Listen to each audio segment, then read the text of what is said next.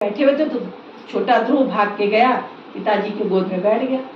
पिताजी की गोद में बैठ गया तो फिर तब से सुरुचि आ गई। उन्होंने उसको गोद से उतार दिया। कहता तुम इस लायक नहीं हो कि तुम हमारे पति यानी उत्तानपाद राजा के गोद में बैठो। तुम्हें इसके लिए तपस्या करे मरना पड़ेगा और मेरे कोख से जन्म लोगे तब तुम राजा के। उसको बड़ा दुख लगा और वो रोते हुए बालक बाहर आया। अब मैं प्राप्ति के लिए जा रहा हूँ, मुझे राजपाट चाहिए। वो निकला तो उसकी माँ ने क्या बोला, जाओ बेटा, जिस माँ ने तुम्हें ये राह दिखाई वो पूजनीय है, उनको गलत समझ के मत जाना।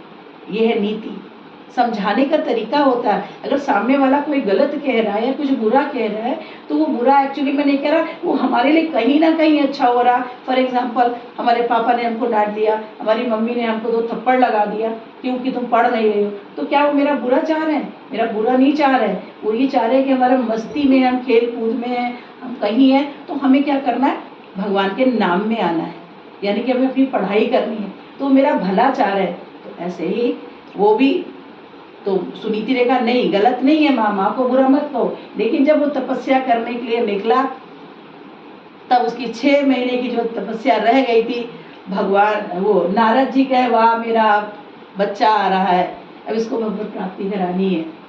तो बस वो आ गया। रास्ते में ध्रुव से मिले नारद जी, नारायण नारायण करते हुए कि कहाँ जा रहे हो बालक? तो उसने बताया कि मेरे साथ ऐसा हुआ है। ठीक है चलो। अब नारद जी खुश हो गए। नारद जी ने भगवान से कहा प्रभु आपका प्रिय बालक आने वाला है, 6 महीने की तपस्या।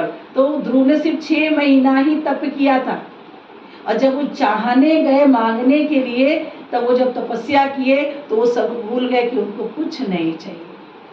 फिर धीरे धीरे वो भगवान में चले गए। फिर पत्ता खाए, हवा खाए। लास्ट के 1 महीने में तो हवा खा के मतलब पी के उन्होंने तपस्या किया। भगवान प्रसन्न हुए और फिर भगवान ने उनके घट में दर्शन दे दिया। और जब घट में दर्शन दे दिया तो इतने मदमस्त हो गए कि आँख ही नहीं खोल रहे। अब नारद भगवान आ गए, नारद से कह रहे नारद ही तो आँख ही नहीं खोला तो मेरा दर्शन कैसे करेगा?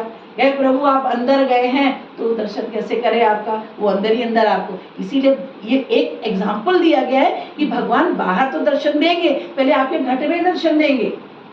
घट में दर्शन हो गया, घट में पहले भगवान दर्शन देंगे, और जब घट में दर्शन देंगे तो आप क्यों खोलोगे? आपको आँख खोलने की जरूरत है। जब आनंद अंदर मिल रहा है तो आँखें क्यों खोलोगे?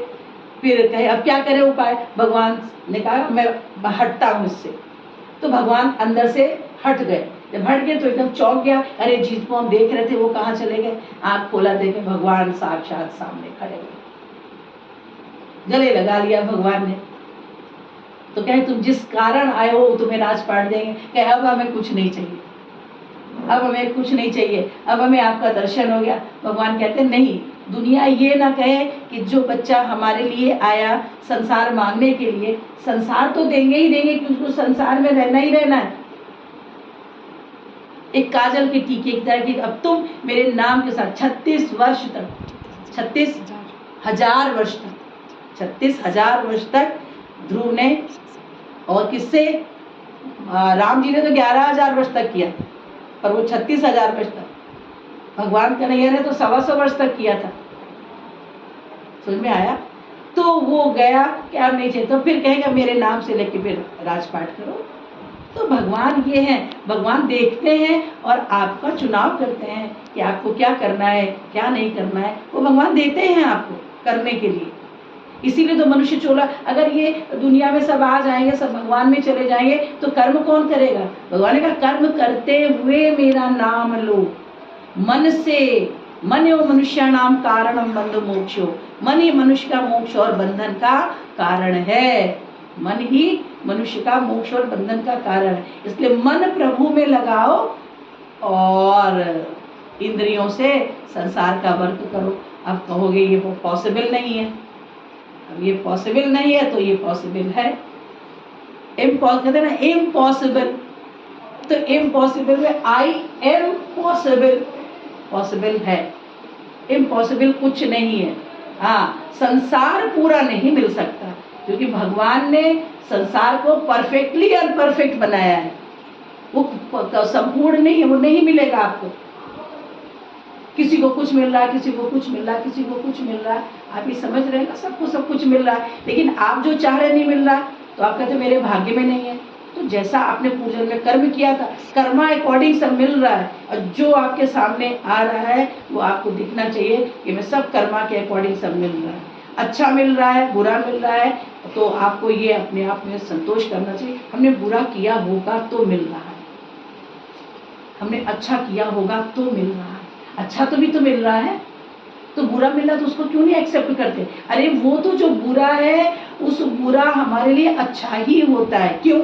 क्योंकि अगर हमारे जीवन में दुख है तो हम हर समय भगवान को याद करेंगे ना, तो भगवान को याद करते करते संसार में जो मुझे सुख मिला उसको हम, और उसको अपना नहीं मानेंगे।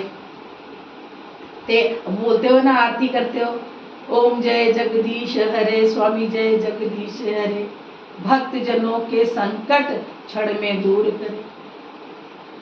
तो वो तो करते ही हैं, फिर कहते हैं तेरा तुझको अर्पण और क्या लागे मेरा।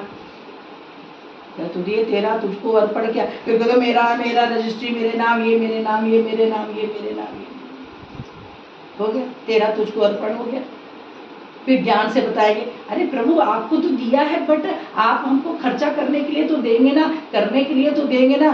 लेकिन हम देंगे तो उन्होंने दिया ही है, कुछ उन्होंने लिया नहीं है आपसे। अगर आप भाव से भगवान के मंदिर में एक तुलसी चढ़ा देते हैं तो भगवान कहते हैं भाव का भूखा हूँ मैं, भाव एक सार है, और भाव से जो भजता है उसका बेड़ा पार है। आप भाव से हमें एक तुलसी दे देंगे, पत्रम पुष्पम तोयम, क्या आप कहें मेरे पास तुलसी नहीं है, पानी है वो दे दीजिए, पानी में नहीं, पत्ता है पत्ता दे दीजिए, कुछ दे दीजिए।